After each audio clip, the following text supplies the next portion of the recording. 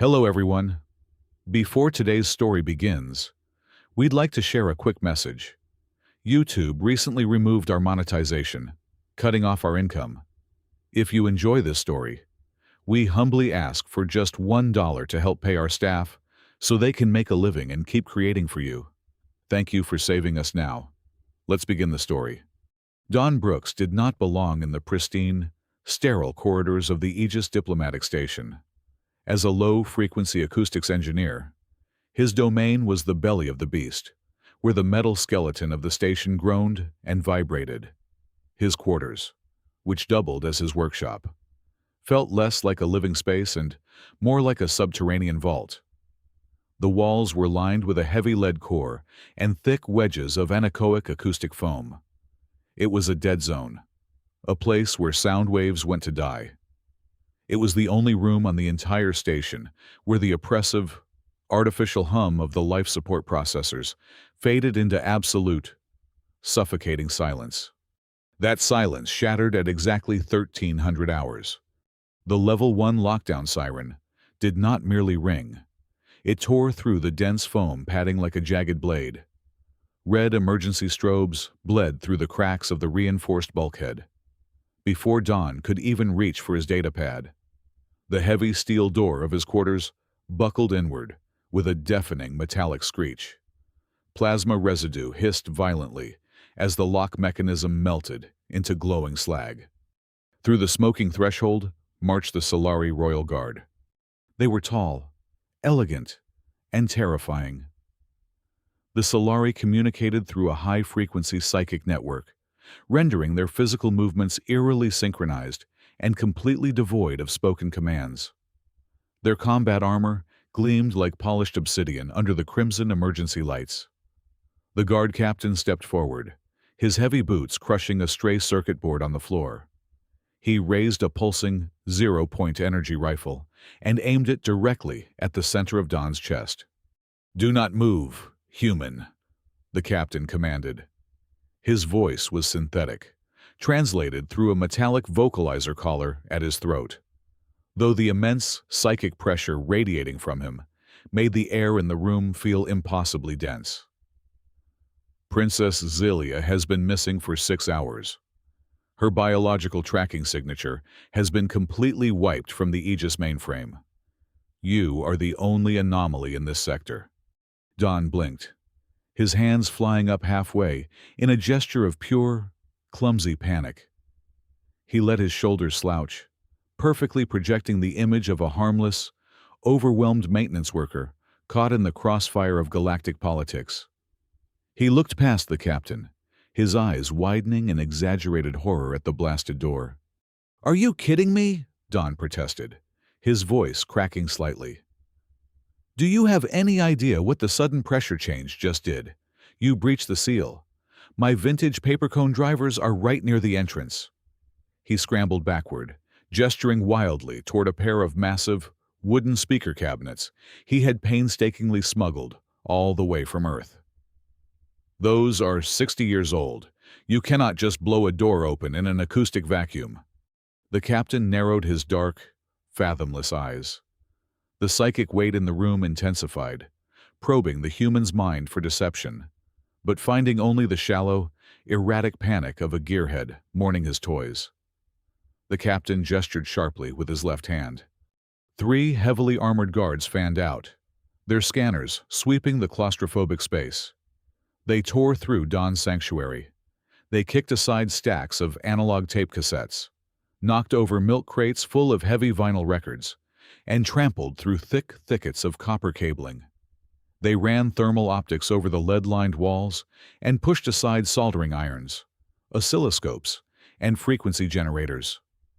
The room was a chaotic graveyard of obsolete Earth technology, utterly incomprehensible to a telepathic species that had abandoned physical data storage millennia ago. "0 biological signatures detected. Captain," one of the guards reported through their shared mental link, the translation caller rendering the words flat and lifeless. "Only dead matter and low-grade copper." The captain lowered his rifle, his expression twisting into a mask of pure disgust. A useless cavern of trash. Move out. Lock down the lower transit ring. We will find her. Even if we have to tear this human station apart bulkhead by bulkhead. The guards turned on their heels and marched out into the flashing corridor. The ruined door slid partially shut, grinding against its melted tracks before jamming in place. Don stood perfectly still for 2 full minutes. He counted his breaths. He waited until the heavy vibrations of the Solari boots faded completely into the station's ambient rumble. The trembling panic melted from his face. His posture straightened, and his eyes grew cold and sharp. He walked purposefully across the wreckage of his room, ignoring the crushed cassettes and severed cables, until he reached the far wall. This section was dominated by a massive industrial thermal radiator, a grid of dark metal fins designed to bleed off excess heat from the station's atmospheric processors. Don raised his hand and rapped his knuckles against the cold metal. He did not knock randomly. He tapped out a complex, syncopated jazz rhythm in a 5/4 time signature. A heavy, mechanical clunk echoed from behind the radiator. The massive metal grate hissed, depressurized, and slid smoothly to the left, revealing a hidden, lead-lined compartment nestled deep within the station's structural struts. Inside the cramped, pitch-black space, Princess Zelia sat curled up, her knees pulled tight to her chest, hiding from the universe. 2 months prior to the lockdown, the concept of a Solari royal sneaking into a maintenance closet would have been a punchline in a cheap station cantina joke. To the rest of the galaxy, being the crown princess of the Solari Empire meant limitless power, boundless wealth, and the adoration of an entire star system. To Zelia, it meant an unrelenting, agonizing migraine. The Solari did not use communication channels or datapads to stay connected. They relied on a high-frequency psychic network, an intricate, invisible web that tied their minds together. As the heir to the throne, her psychic receptors were genetically tuned to the highest possible bandwidth. She was meant to feel the pulse of her people. Instead, she drowned in it. Every waking second, billions of voices whispered, shouted, wept, and rejoiced directly inside her cerebral cortex. It was a chaotic symphony of pure, unfiltered consciousness. And there was absolutely no off switch.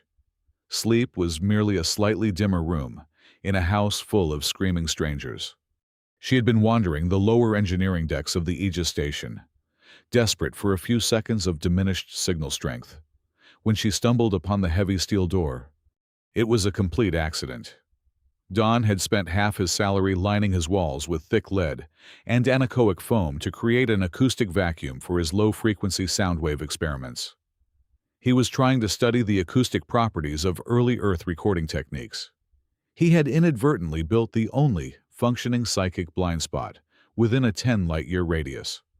The first time Zelia bypassed his security lock and slipped inside, Don had been sitting at his workbench, covered in grease, trying to solder a microscopic resistor.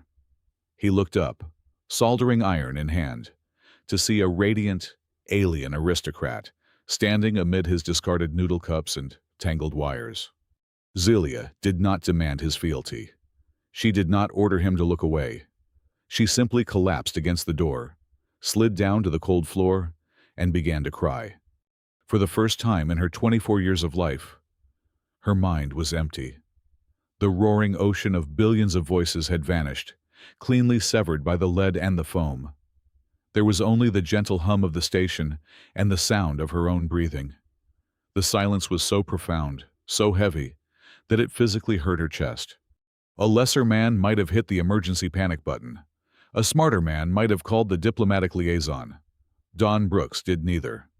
He stared at her for a long moment, set his soldering iron down, and walked over to a small, dented kettle. He did not say a word.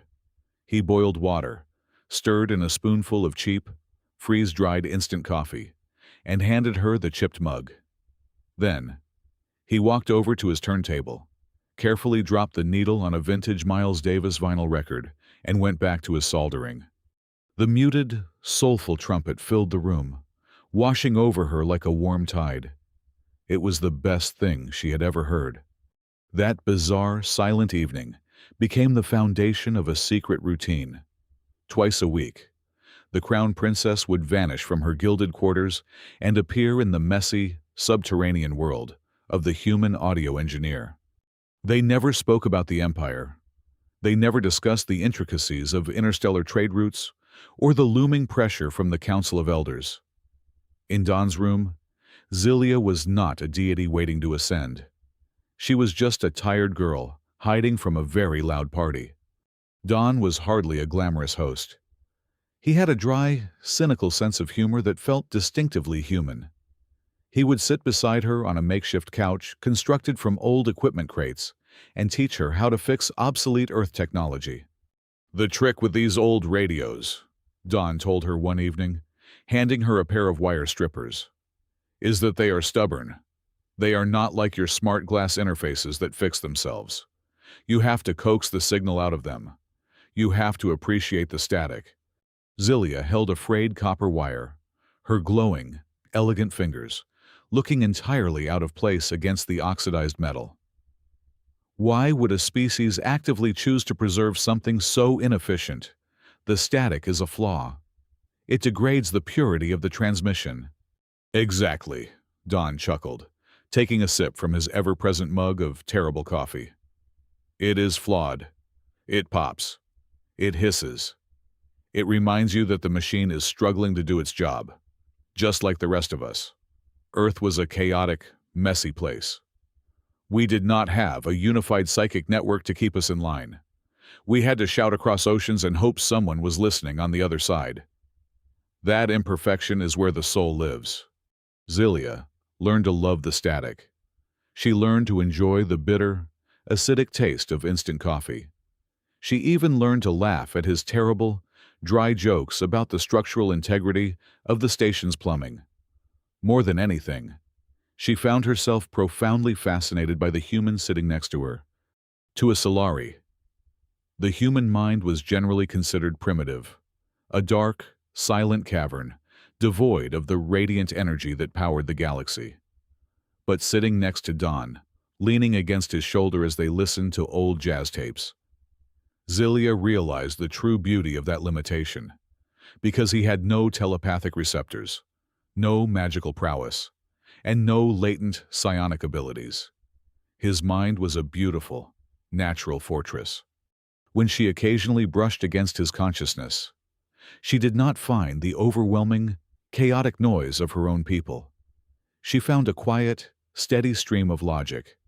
She felt his frustrations over a broken circuit, his deep, primal satisfaction when a bass note hit the perfect frequency, and a subtle, unwavering warmth whenever she walked into the room.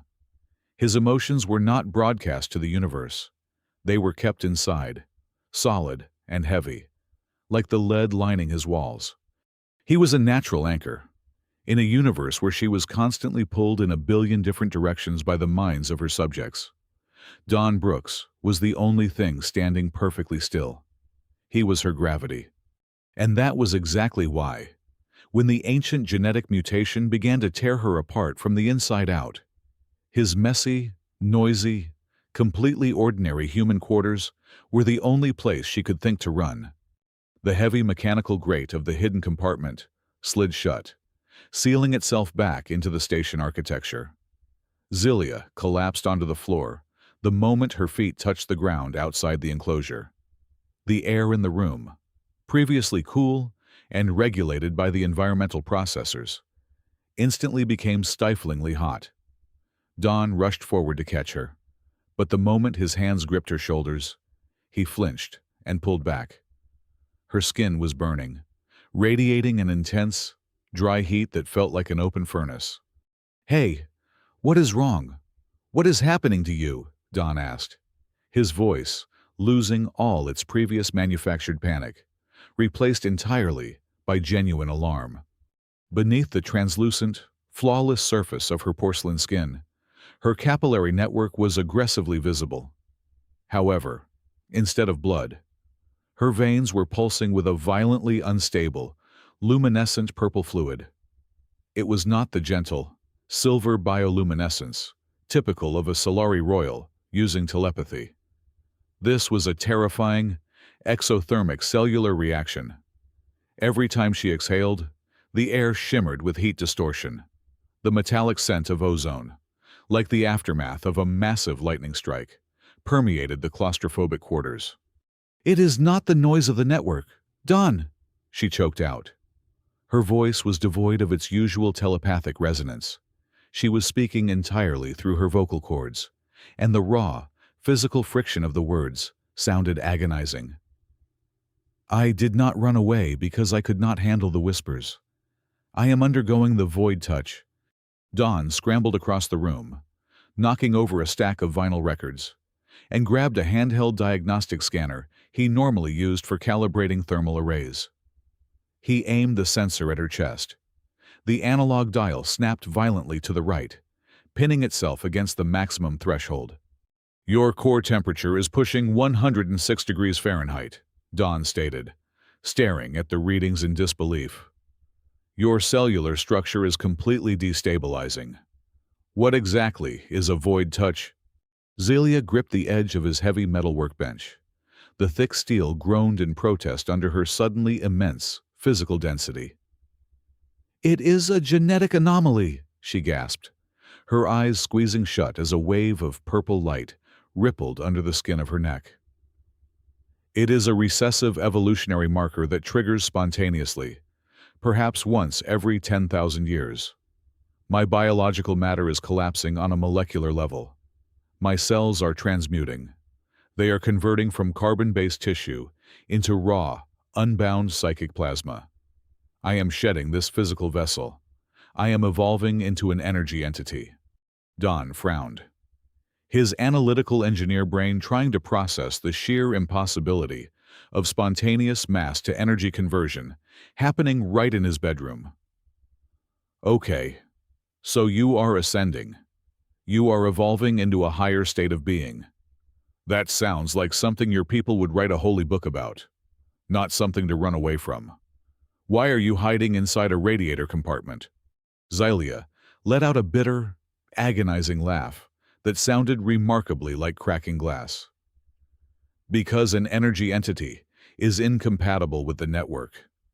Our entire civilization relies on the high-frequency psychic network to function. It requires harmony. It requires strict parameters. If I complete this molting process, my residual psychic output will not just be loud. It will act as a permanent, systemic shockwave. I would instantly shatter the neural pathways of billions of my people. The network demands absolute uniformity to survive." She forced herself to look up at him. Her eyes, usually a calm, deep black, were now swirling pools of violent violet plasma. The Council of Elders knew the moment the mutation began. They immediately activated the Absolute Contingency Protocol. The guards sweeping the station right now are not a rescue party looking for their lost princess. They are an execution squad. They have been ordered to incinerate my brain cortex before the synaptic transmutation can finish. They are hunting me." Don stared at her, the horrific reality of the situation slamming into his chest. He was harboring a fugitive biological bomb that was actively being hunted by a heavily armed alien death squad. Suddenly, the equipment on his main workstation went completely berserk. The analog oscilloscope, which was hardwired directly to a highly sensitive room microphone, began charting wild, jagged peaks across its green grid. The physical needles on his decibel meters slammed against the red lines, despite the room being completely silent, aside from her ragged breathing. Zelia groaned loudly, clutching her head as a massive surge of purple energy threatened to burst through her temples. The analog needles spiked violently in direct tandem with her pain. Don noticed something else. The reel-to-reel tape deck in the corner was still playing a low, rhythmic jazz track, emitting a deep, walking bass line. Whenever the heavy, acoustic thump of the upright bass resonated through the floorboards, the jagged, chaotic peaks on the oscilloscope smoothed out for a fraction of a second. Simultaneously, the violent glowing in her veins dimmed slightly. "Hold on a second," Don muttered, His fear was suddenly eclipsed by a surge of pure, technical curiosity. He grabbed a biometric adhesive patch from his medical kit, slapped it directly onto the side of his own neck, and rapidly typed a command into his console to route the data to the main display. He overlaid the real-time graph of his own heart rate, which was resting at a remarkably calm 80 beats per minute, despite the danger, right on top of the audio waveform of the jazz track. "Your psychic emissions are entirely unregulated," Don explained rapidly, his hands flying across the audio mixing board. "You are shedding your physical body, and your new energy state is desperately trying to find a stable frequency to anchor itself to. But your brain is panicking. It has no baseline." He grabbed a heavy dial on the main amplifier and twisted it firmly to the right, significantly boosting the low-frequency output of the massive wooden speakers. The heavy, rhythmic vibration shook the thick acoustic foam on the walls. Zelia let out a sudden, sharp gasp. The agonizing tension in her face relaxed marginally. "My heartbeat and the acoustic resonance of the low-frequency baseline," Don said, his voice tight with extreme focus as he continued to calibrate the audio feed. "They are providing a physical, rhythmic metronome. Your transmuting cells are latching onto the acoustic vibrations. You are using the low-frequency sound waves and my biological rhythm as a makeshift regulatory system. It is pacing your mutation. It is keeping your energy from going completely critical." It was a brilliant, completely accidental synergy. The primitive biology of a human being and the mechanical vibrations of analog sound waves were actively acting as a temporary dampener for a catastrophic cosmic event. Dawn watched the monitors closely, fine-tuning the equalizer to match the exact resonance needed to keep her stable. For a brief, triumphant moment, he thought they actually had a chance to survive the process. That hope died instantly. A harsh, high-pitched electronic screech erupted from the security console mounted above the door. All 4 closed-circuit camera feeds monitoring the external corridor flickered, warped, and then went entirely dead. They were replaced by stark, black screens displaying the jagged white lines of a localized military jamming signal. Don felt the blood completely drain from his face. The ambient, metallic hum of the station's life support systems in the hallway outside was suddenly swallowed by a terrifying, oppressive silence. The acoustic vacuum of his room felt like a tomb. A concussive kinetic blast hit the remains of the melted bulkhead door. The explosion was absolutely deafening. It was not a plasma cutter this time. It was a localized breaching charge that completely blew the heavy steel frame off its reinforced hinges, sending jagged shrapnel tearing through the lead lining and the acoustic foam. Through the billowing gray smoke and the blinding shower of electrical sparks, the crimson visors of the Royal Guard appeared once more in the shattered doorway. They were no longer holding standard enforcement rifles. They were hauling heavy, shoulder-mounted military-grade plasma cannons, their immense power cells whining with a terrifying, ascending pitch as they charged to maximum capacity. They had pinpointed the massive energy spike of the mutation. They knew exactly where the target was. The smoke cleared to reveal the guard captain stepping over the mangled remains of the doorway. He was no longer holding the standard, sleek plasma rifle. Slung across his heavy, obsidian armor was a grotesque, jagged piece of machinery that hummed with a sickening, discordant energy. It was a psychic sever. It was not designed to kill the physical body. It was a highly classified execution tool built to violently separate a Solari consciousness from the physical realm, shredding the neural cortex into useless, disconnected fragments. It was a weapon of absolute termination, banned by 3 interstellar treaties. Yet, here it was, brought by a corrupt commander to murder a princess in the depths of a diplomatic station. "Target acquired," the captain's metallic vocalizer rasped, completely devoid of empathy or hesitation. "Commence primary termination." 4 heavily armored shock troopers poured into the room alongside him, their weapons raising in absolute, terrifying unison. Don Brooks did not have a laser blaster. He did not have a personal force field or powered combat armor. He had a gray undershirt, a pair of grease-stained jeans, and a room full of audio equipment built to withstand the decibel output of a heavy metal arena tour. He was a human engineer, and his environment was his weapon. "Cover your ears tight!" Don screamed at Zalia, his voice raw with adrenaline. He did not reach for a wrench or a heavy pipe. Instead, he dove aggressively under his main mixing console and grabbed a raw, unshielded dynamic microphone. He jammed the microphone directly into the center cone of a high-gain stage monitor speaker resting on his desk. Then, with a vicious, sweeping swipe of his hand, he pushed the master volume sliders on his 4 industrial, rack-mounted amplifiers to exactly 100% capacity.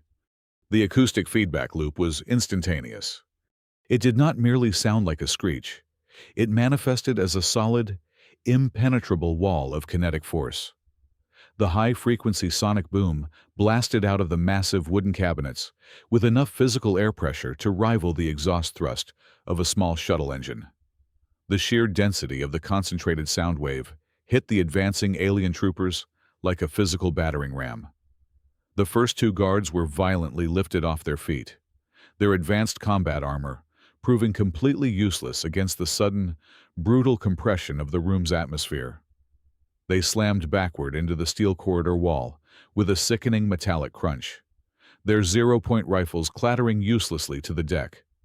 The captain staggered backward, dropping heavily to one knee, clutching the sides of his helmet as the rogue acoustic frequencies ravaged his external audio receptors. But the Solari Royal Guard were elite military operatives. The remaining 2 troopers immediately slapped the sides of their helmets, activating heavy, military-grade noise-canceling dampeners. They stepped over the writhing bodies of their fallen comrades, their weapons raising once more, now perfectly insulated from the deafening, high-pitched screech tearing through the room. "Nice try, human," the captain sneered through the external output speakers of his armored suit, slowly rising back to his feet. But acoustic weapons are primitive toys. Don wiped a streak of cold sweat from his forehead, his hands never leaving the analog mixing board. "You think that was the weapon that was just me clearing some space?" His fingers flew across the array of analog dials with practiced, blinding speed. He abruptly killed the high-frequency screech, immediately dropping the output pitch. He bypassed the completely blown tweeter arrays and routed all available power, thousands of watts of raw, unadulterated electrical current, directly into the dual massive, floor-to-ceiling subwoofers bolted to the deck structure. He twisted the frequency generator dial down to exactly 19 hertz. The room instantly fell into what seemed like complete silence. It was a terrifying, deeply unnatural silence, because the colossal speakers were still pushing massive amounts of air violently across the room. 19 hertz was infrasound. It existed just below the threshold of organic hearing, but it carried an immense, undeniable physical weight. The thick, lead-lined walls began to shudder uncontrollably. The dust and debris on the floor vibrated in frantic, geometric patterns, rising inches into the air. The Solari noise-canceling dampeners were intricately designed to filter out high-decibel explosions, plasma fire, and sonic grenades. They were completely and utterly unprepared for ultra-low frequency physical vibrations. The infrasonic wave bypassed their advanced auditory systems entirely and violently struck their vestibular organs. The delicate fluids inside their inner ears, responsible for maintaining their flawless physical grace and psychic balance, began to boil with severe kinetic agitation. The physiological effect was catastrophic. The 2 advancing troopers suddenly froze, dropping their weapons as their perfectly synchronized, telepathically linked movements shattered into uncoordinated chaos. One trooper violently ripped his sealed helmet off, his elegant, alien face contorted in sheer physiological agony, and began to vomit uncontrollably onto the deck plates.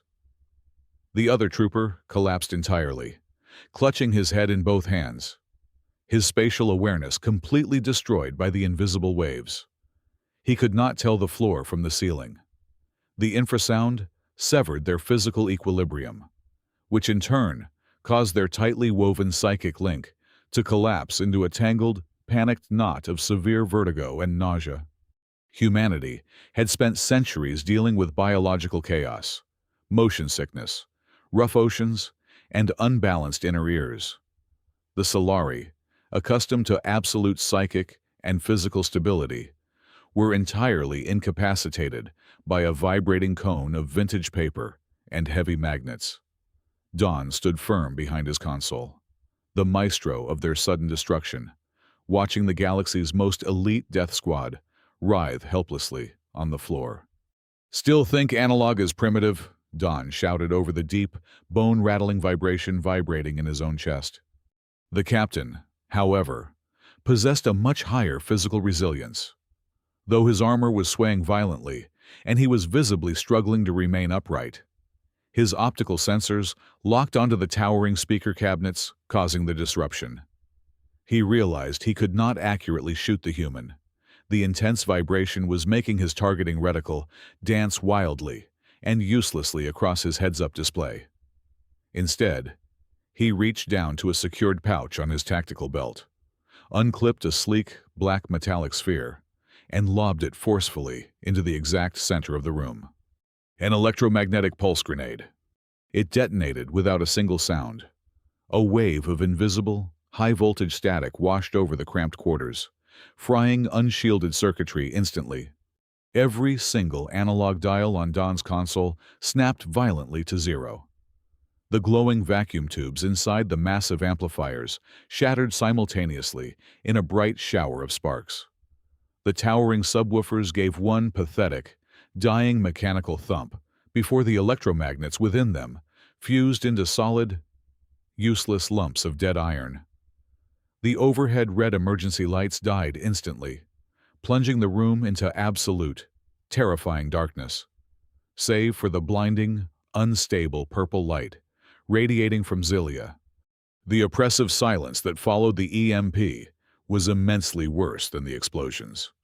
"No," Don whispered, slamming his fist in frustration against the smoking, ruined mixing console.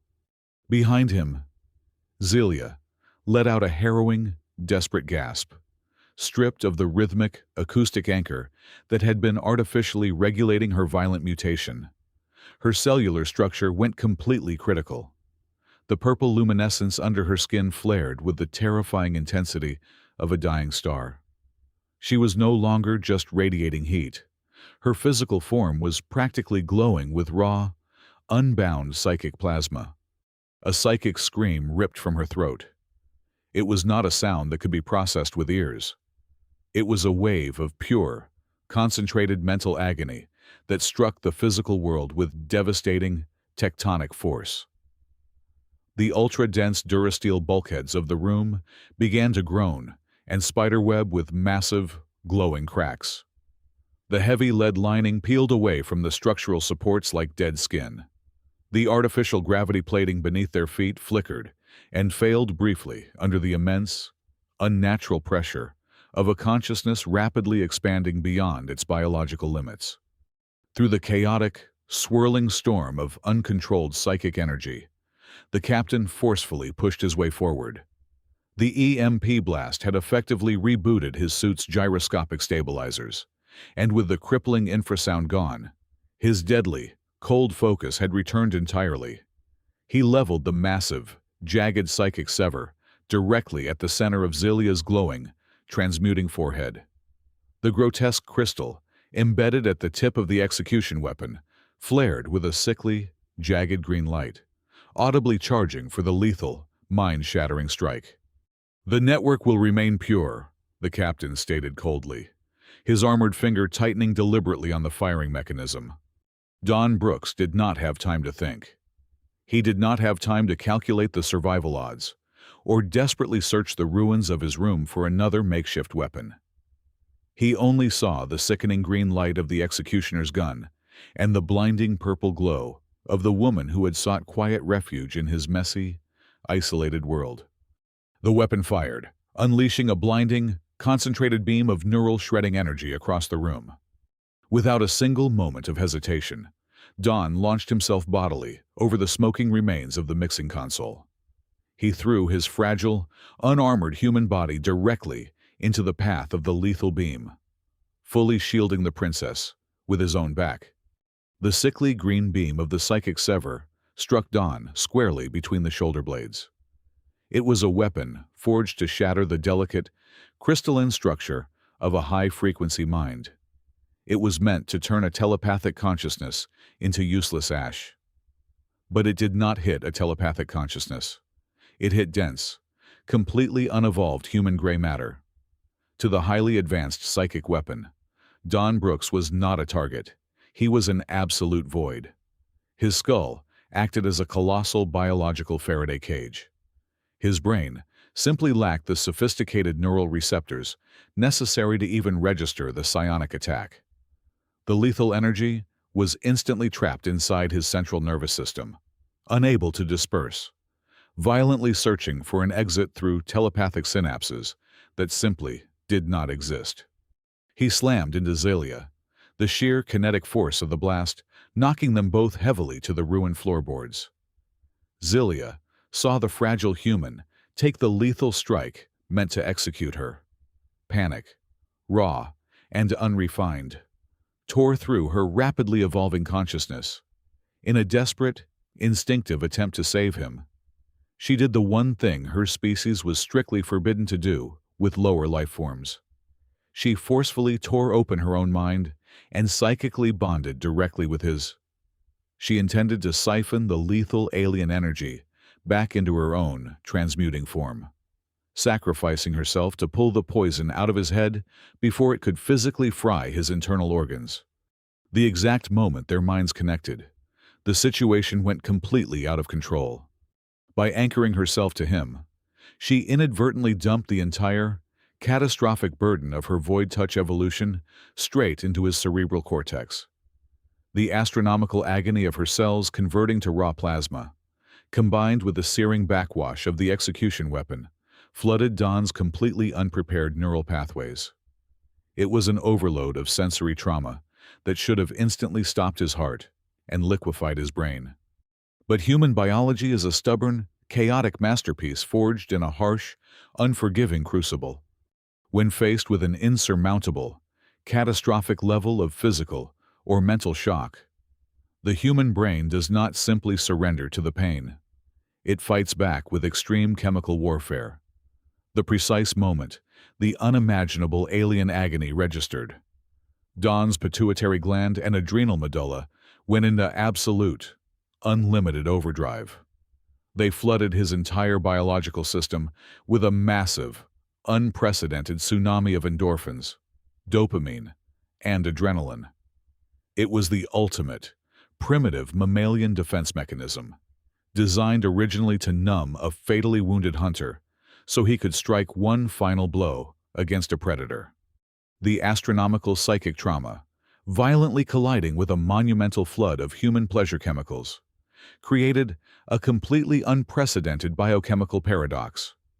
The human brain simply could not translate the cosmic scale of the alien pain.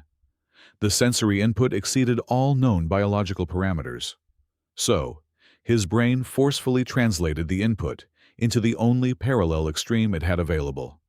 It translated the terminal agony into absolute, unadulterated euphoria.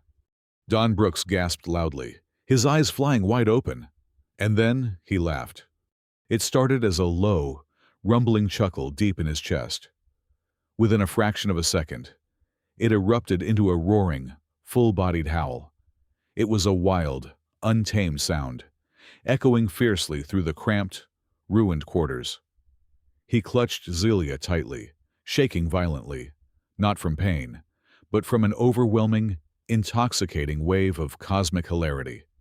He was experiencing the fiery destruction of an alien biological structure and a lethal execution strike simultaneously. And to his flooded, chemically supercharged brain, It felt like the most incredible, exhilarating rush in the entire universe. "Is that all you got?" Dawn managed to wheeze out between breathless, uncontrollable fits of laughter, staring up at the terrifying, heavily armored assassins. "You guys are absolutely terrible at this." He laughed at the ceiling. He laughed at the weapons aimed at his face. He laughed at the sheer, beautiful absurdity of existence. The effect on Zelia was instantaneous and utterly profound, because her mind was completely merged with his to siphon the weapon's energy. The neural connection was a two-way street. The transmuting princess had fully expected to feel her consciousness finally shatter under the combined weight of the attack and her genetic mutation. Instead, she was hit by a blinding, impossible shockwave of pure human dopamine. The agonizing fire tearing through her glowing veins vanished instantly. The terrifying, crushing pressure of her expanding consciousness was neutralized by a profound sense of absolute, fearless joy. She felt the heavy, grounded weight of his human courage. She felt his ridiculous, stubborn defiance against a universe that constantly tried to crush him. She felt the dry, cynical humor he used to deflect fear, now magnified 1,000,000 times over by his primal survival instinct. The psychic backwash of human joy flooded her transmuting cells. It acted as the ultimate biological catalyst. The painful, chaotic mutation suddenly synchronized, guided not by the rigid telepathic harmony of her ancestors, but by the wild, rhythmic pulse of human euphoria. She stared at the grease-stained engineer, holding her on the shattered floorboards. He was weeping tears of pure mirth, a goofy, triumphant grin plastered across his face as the lethal energy harmlessly dissipated through his resilient nervous system. The sheer contrast between the deadly, severe reality of the Royal Guard aiming their cannons at them and the absolute, ridiculous joy radiating from the fragile human was too much. The rigid logic of her royal upbringing broke. The pristine, stoic facade of the Silari royalty shattered completely and permanently. Princess Zelia threw her head back, her body radiating a brilliant, completely stable violet aura. She laughed. It was a bright, ringing sound that no Silari had ever made in 10,000 years. It was real, physical, and profoundly infectious. Amidst the thick smoke, the twisted metal rubble, and the looming threat of the heavy plasma cannons, the pain of the molting vanished entirely. The two of them held onto each other on the floor, laughing wildly until they could barely breathe, caught in a magnificent storm of cosmic absurdity and perfectly flawed human biology. The combined laughter of the transmuting princess and the human engineer did not merely echo within the ruined walls. It harmonized, expanding outward into a spectacular, radiant shockwave of pure, unadulterated bioenergy. It was a frequency of joy so absolute and overwhelming that the station's atmospheric processors seemed to hum in response. This tidal wave of positive emotion slammed into the remaining corrupt guards, conditioned for centuries to process only cold logic, stoic duty, and militaristic discipline. Their rigid telepathic receptors simply could not parse the monumental influx of raw, human euphoria. Their nervous systems gracefully shut down to protect their brains. One by one, the heavily armored assassins collapsed to the floor, rendered completely unconscious by the sheer magnitude of happiness. In the sudden tranquility that followed, the violent, unstable plasma storm within Zelia finally settled. Her evolution reached its magnificent conclusion right there on the shattered floorboards, safely anchored in Dawn's arms. She no longer radiated blistering heat or destructive kinetic force. Instead, she glowed with a breathtaking, gentle luminescence. Her new form, a perfect harmony of physical matter and boundless cosmic energy. Her psychic resonance had expanded exponentially, instantly dwarfing the combined might of the entire Elder Council. Yet, it remained perfectly serene.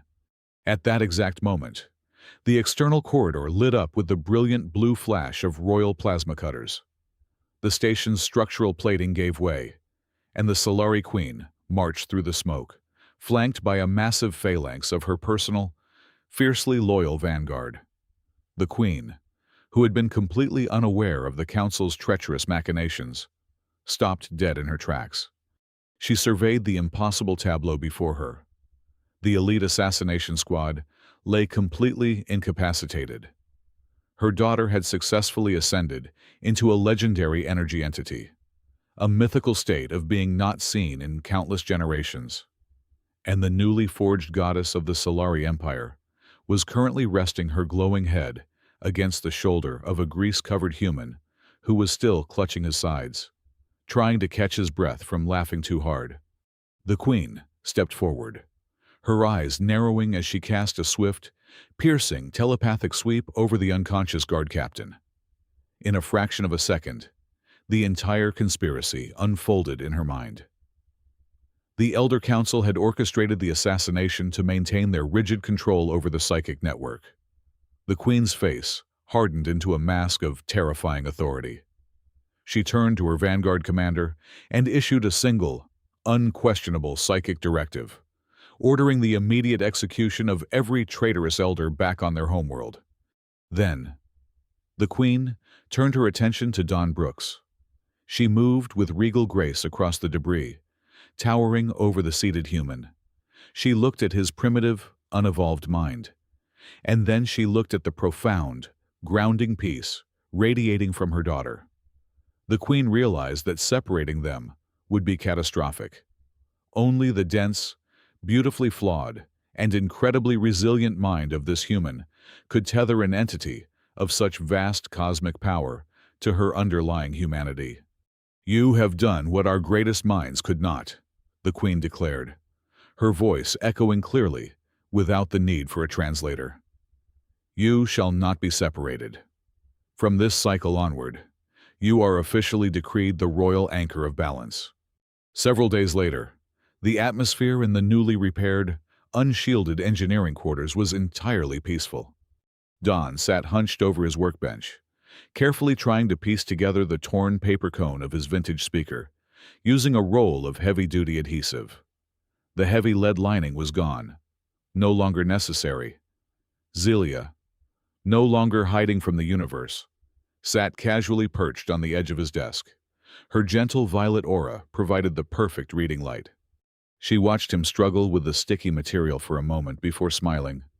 "You are still applying the wrong layer of adhesive tape, Chief Engineer," Zelia teased. Her voice was completely vocal, carrying a flawless, lightly accented Earth English that required absolutely no digital translation. Don paused, a piece of tape stuck stubbornly to his thumb. He looked up at the radiant, cosmic being sitting on his desk, let out a soft chuckle, and shook his head. He reached over, dropped the needle onto a freshly salvaged vinyl record, and the warm, scratchy notes of a classic jazz trumpet filled the room once more. Thank you so much for listening to today's story. We hope you enjoyed it. As an ad-free channel, your support is what keeps us alive. Please support Z Sci-Fi Stories with just $1 via the QR code on the screen, or click the link in the description box or pinned comment. Also, we'd love to connect with you. Please leave a comment telling us which city or state you're listening from. Thank you for standing with us, and see you in the next stories.